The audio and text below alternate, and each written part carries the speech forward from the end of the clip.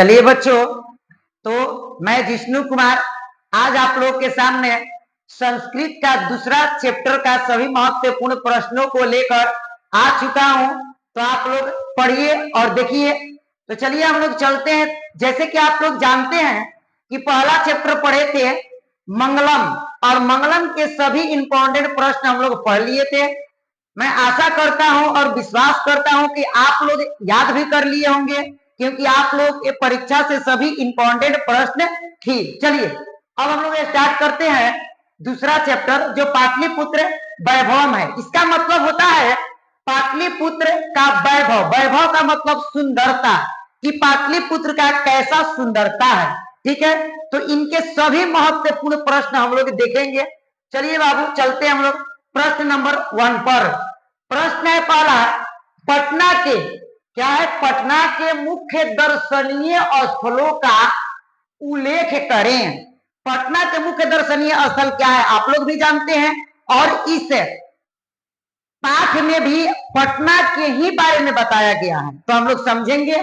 चलिए तो आंसर में लिख सकते हैं कि पटना के मुख्य दर्शनीय स्थलों के नाम निम्नलिखित हैं, जैसे संग्रहालय, उच्च न्यायालय, सचिवालय, गोलघर, तारामंडल, जैविक उद्यान, मौर्यकालीन अवशेष, मतलब मौर्य काल के समय का जो अवशेष बचा था वो, उसके बाद महावीर मंदिर, गुरुद्वारा आदि पटना के मुख्य दर्शनीय स्थल है। ये सब आप लोग घूमे भी होंगे और आप लोग बुक में डिटेल चैप्टर में पढ़े भी होंगे। चलिए अब चलते हैं हम लोग क्वेश्चन नंबर 2 पर।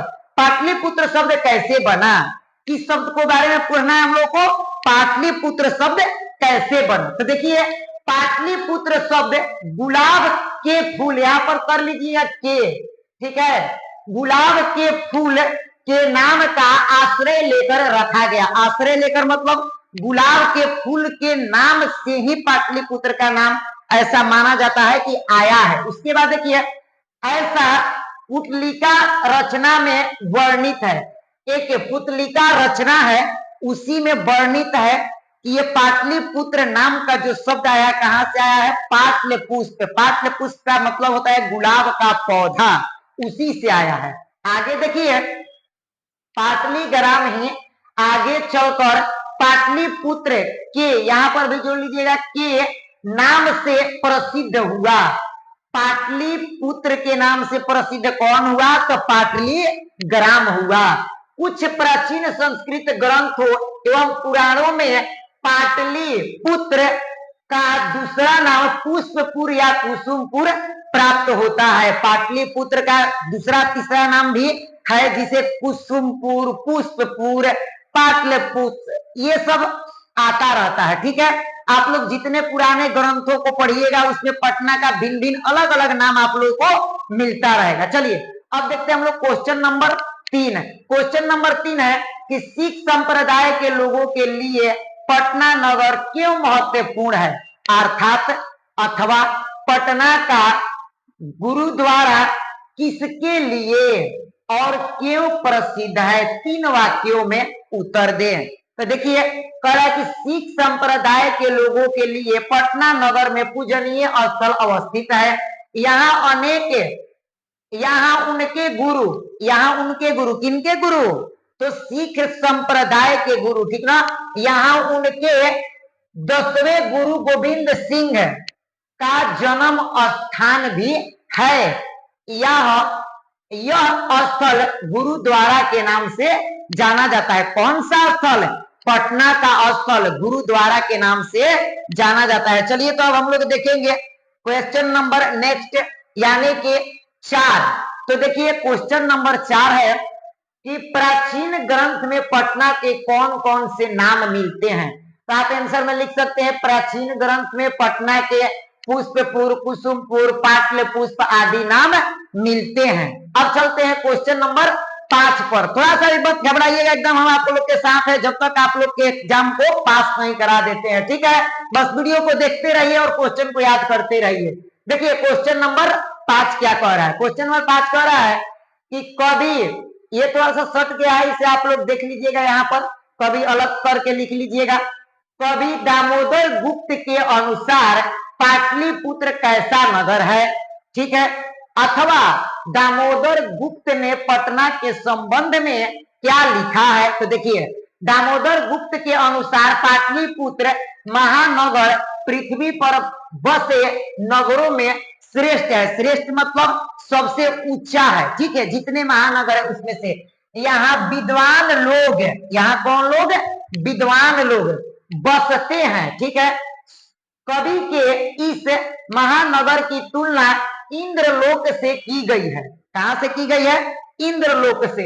इसे सरस्वती का गृह कहते हैं। कौन कहते हैं? दामोदर गुप्त सरस्वती का गृह। क्वेश्चन ऑब्जेक्टिव में पूछेगा कि सरस्वती का कुल गृह किसे कहा जाता है? तो पाटलिपुत्र को, ठीक है। चलिए, तो क्वेश्चन नंबर देखिए 6, कौन कौन से विदेशी यात्री पटना आए थे? तो देखिए, मेगास्थनीज, आपको क्वेश्चन का आंसर क्वेश्चन के अनुसार भी लिख सकते हैं, जैसे कि निम्नलिखित विदेशी यात्री पटना आए थे, अथवा आप डायरेक्ट भी लिख दीजिए, कोई नंबर कटने वाला नहीं है। मेगास्थनीज, हयान, ह्वेनसांग और इतिसंग आदि विदेशी यात्री पटना आए थे। चलिए, क्वेश्चन नंबर 7 है कि चंद्रगुप्त मौर्य तथा अशोक के समय पाटलिपुत्र कैसा नगर था? तो देखिए, चंद्रगुप्त मौर्य के समय पाटलिपुत्र की रक्षा व्यवस्था काफी मजबूत थी। रक्षा व्यवस्था कैसी थी? काफी मजबूत थी। यह सुंदर नगर था। अशोक के शासन काल में इस नगर का वैभव और अधिक समृद्ध हो गया, मतलब बढ़ गया। क्वेश्चन नंबर 8 की तरफ है। देखिए आप लोग, क्वेश्चन नंबर 8, पाटलिपुत्र के प्राचीन महोत्सव का वर्णन करें। पाटलिपुत्र के कौन कौन से प्राचीन महोत्सव हैं, उनके बारे में हम लोग को बताना है। देखिए, पाटलिपुत्र में शरद काल में कैमुदी महोत्सव, कौन से महोत्सव? कैमुदी महोत्सव, इसे याद कर लीजिएगा, बड़ी धूमधाम से मनाया जाता था। सभी नगरवासी आनंदमय हो जाते थे। इस समारोह का विशेष प्रचलन गुप्त वंश के, किस वंश के पूछेगा ये भी, कि कैमुदी महोत्सव किस वंश में मनाया जाता था? तो गुप्त वंश के शासन काल में मनाया जाता था। आजकल जिस तरह दुर्गा पूजा मनाई जाती है, उसी प्रकार प्राचीन काल में कैमुदी महोत्सव मनाई जाती थी। तो पूछ सकता है कि कैमुदी महोत्सव के तर्ज पर कौन से महोत्सव आज हम लोग मनाते हैं? तो हम लोग कौन से कहेंगे? दशहरा, ठीक है। चलिए, देखते हैं हम लोग क्वेश्चन नंबर 9। राजशेखर ने पटना के संबंध में क्या लिखा है? राजशेखर एक कवि हैं, वो देखते हैं हम लोग पटना के संबंध में क्या लिखे। एक बुक लिखे हैं, काव्य मीमांसा। याद रखिएगा, पहले सबसे पहले इस बुक के बारे में ऑब्जेक्टिव में पूछता है।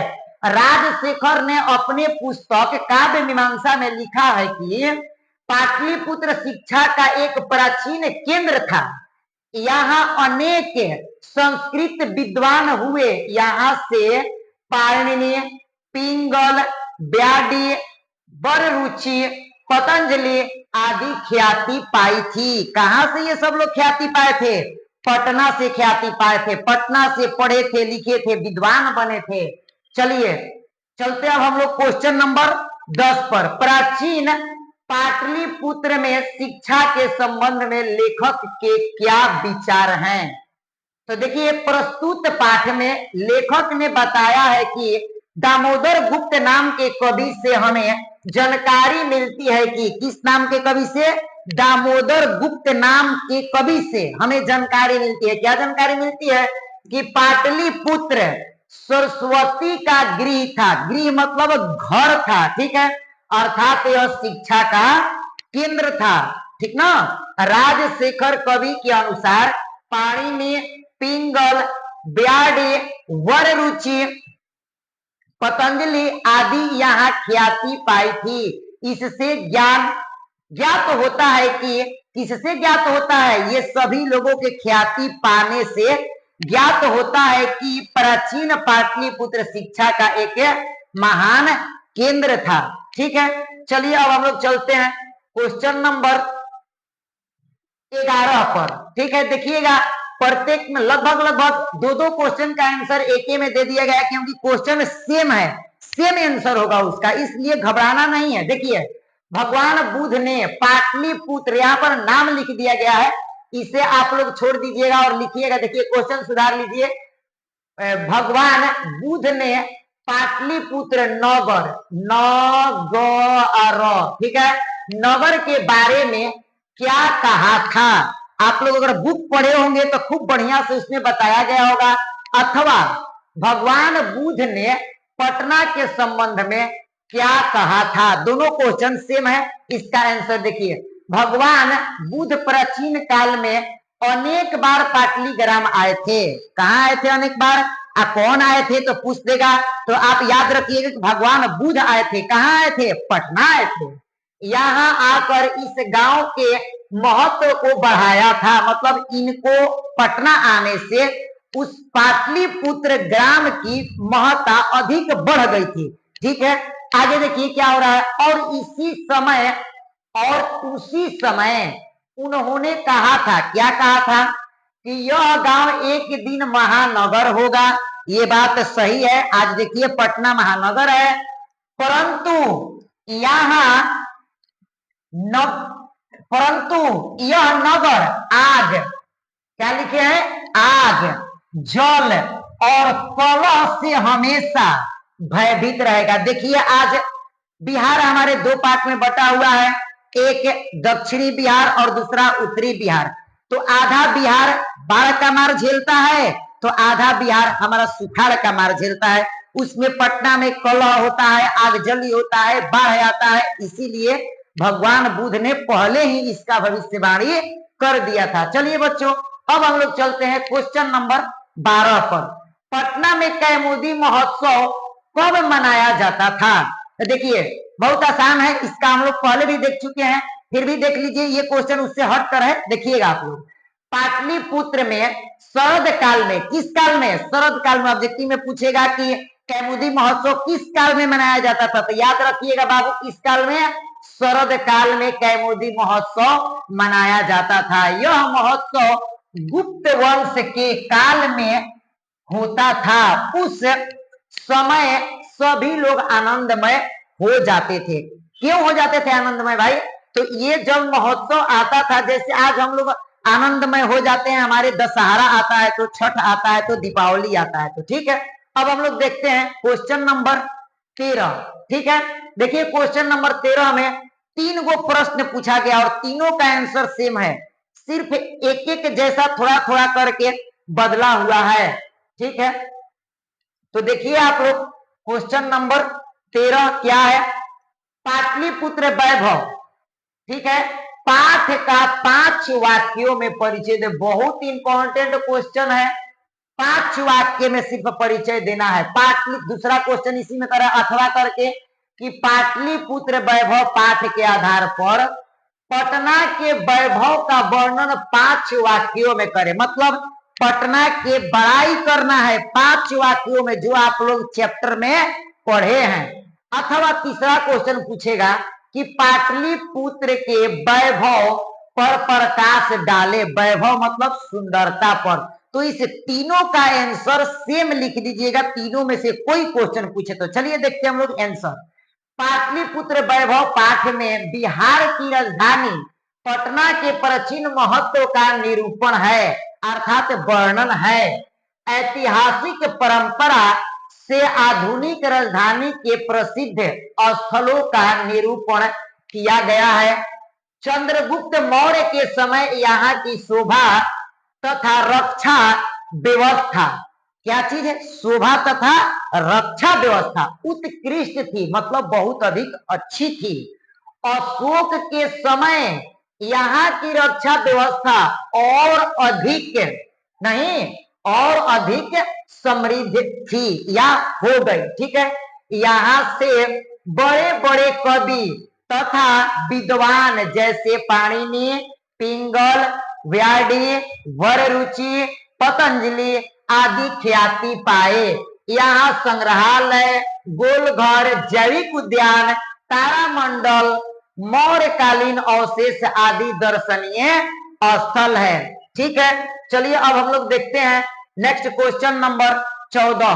इस चैप्टर का सबसे इंपॉर्टेंट क्वेश्चन भी इसे कह सकते हैं। ये क्वेश्चन बहुत बार पूछा जा चुका है, तो आप लोग इसे भी देख लीजिए।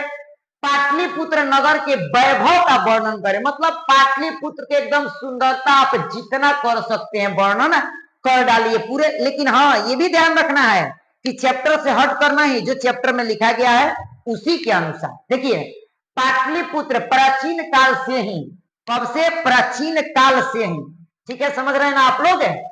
अपने वैभव परंपरा के लिए विख्यात रहा है, मतलब पुराने समय से ही इसकी ख्याति पूरी दुनिया में है, ठीक है।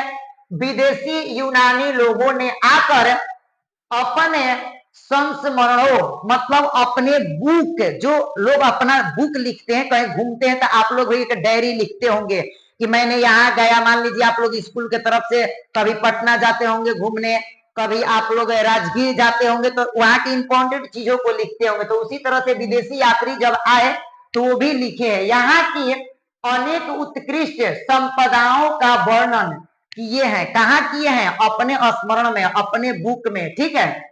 मेगास्थनीज ने लिखा है कि, क्या लिखा है भाई? चंद्रगुप्त मौर्य के काल में, यहां पर जोड़ लीजिएगा, चंद्रगुप्त मौर्य के काल में यहाँ की शोभा और रक्षा व्यवस्था अति उत्कृष्ट थी, मतलब बहुत अधिक सुंदर थी, ठीक है। अशोक, यहाँ पर भी लिख लीजिएगा, थोड़ा सा देखिए, यहाँ पर भी लिख लीजिएगा, अशोक के, दिखाई दे रहा होगा आप लोगों को। अशोक के काल में यहाँ की रक्षा व्यवस्था और अधिक समृद्ध रही या थी या हो गई, ठीक है। कभी राजशेखर ने अपनी रचना काव्य मीमांसा, बहुत ध्यान से याद रखिएगा, कौन से कवि? राजशेखर ने काव्य मीमांसा में लिखा है कि यहाँ से बड़े बड़े कवि तथा विद्वान जैसे पाणिनि, पिंगल, ब्याडी, वररुचि, पतंजलि आदि ख्याति पाए। हम लोग देख रहे हैं कि जहां वही शोभा व्यवस्था का वर्णन है, वहां पर जितने लोग यहाँ से पढ़कर आगे बढ़े और देश में नाम किए, सभी का नाम बार बार आ रहा है, ठीक है। आज पाटलिपुत्र नगर पटना नाम से जाना जाता है। पाटलिपुत्र नगर को ही हम लोग किस नाम से जानते हैं? पटना के नाम से जानते हैं। यहाँ कहाँ? पटना, ठीक है। संग्रहालय, गोलघर, जैविक उद्यान इत्यादि दर्शनीय स्थल है। इस प्रकार पाटलिपुत्र प्राचीन काल से आज तक विभिन्न क्षेत्रों में वैभव धारण करता है। तो इस तरह से इस चैप्टर को भी हम लोगों ने कंप्लीट किया। और अगर आप लोगों को जिस भी विषय पर वीडियो चाहिए, इंपॉर्टेंट क्वेश्चन चाहिए, सब मिलेगा। फिर भी आपको अगर किसी प्रकार की कोई पढ़ने में परेशानी हो रही है, दिक्कत हो रही है, और आप शुरू से कहीं भी क्लास नहीं किए हैं, ऑनलाइन या ऑफलाइन नहीं पढ़े, तो सिर्फ वीडियो को देखते रहिए, आपकी सारी पढ़ाई पूरी कराई जाएगी। और कमेंट कीजिए, अगर आप लोग को लग रहा है कि नहीं और क्वेश्चन हो सकता है, कोई और क्वेश्चन का आपको आंसर चाहिए, तो आप कमेंट बॉक्स में भी आंसर आपको दिया जाएगा। आप कमेंट कीजिए कि हमें इस क्वेश्चन का आंसर चाहिए, ठीक है। तो चलिए अब हम लोग मिलेंगे अगले वीडियो में, अगले चैप्टर के इंपॉर्टेंट प्रश्नों के साथ।